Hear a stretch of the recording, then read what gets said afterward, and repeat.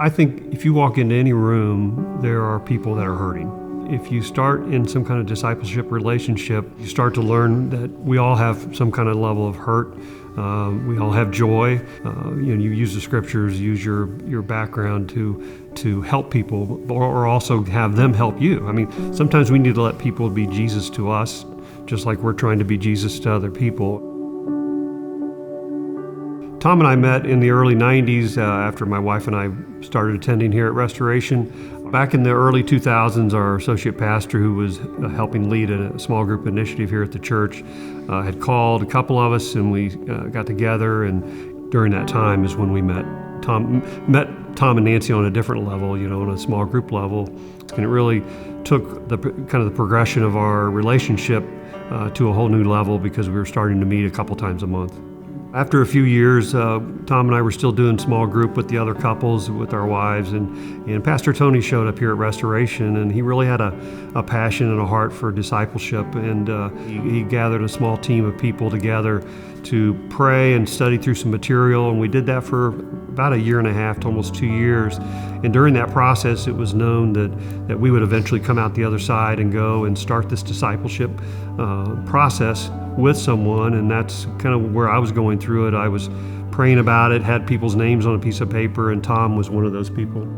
So Grant reached out to me, and my first thought was, gosh, we've been friends for a long time. What would this be like? And then I thought, well, this is probably a pretty safe place to start with discipling, and so we immediately hopped on the calendar and started meeting every 2 weeks. When we first started, we did some studies, some books. We were talking about life some, and to be honest with you, sometimes we would meet for quite a long time by the time we did all that.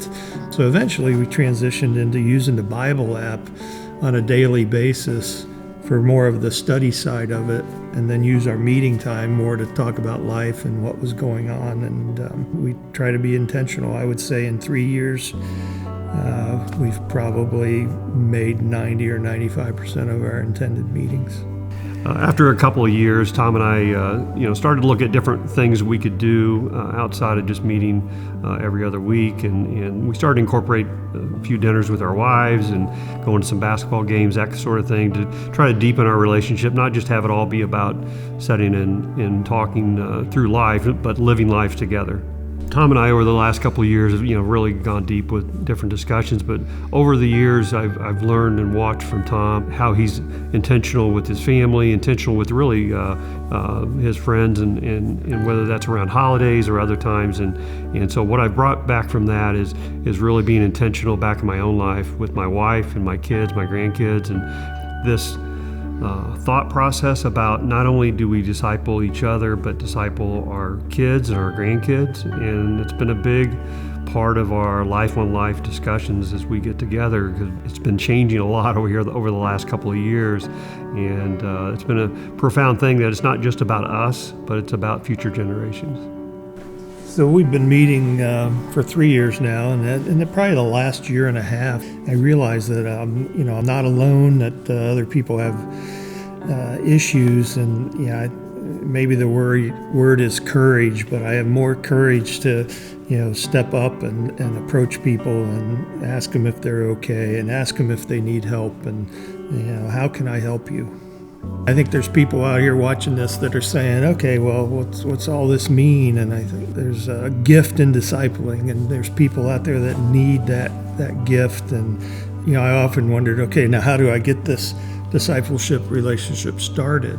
It'll happen naturally. I was approached by a gentleman admiring that we'd been in a small group for 15 years, wanting something more. And so we've started discipling through the Bible app, and now we're meeting on a regular basis. I think what you'll find is the time that you put into it, you'll get back out of it probably tenfold.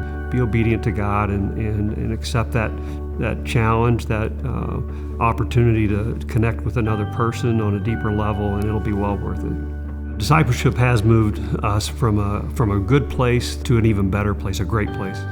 And I agree. I've come to a better place, and I promise you, discipling is worth it.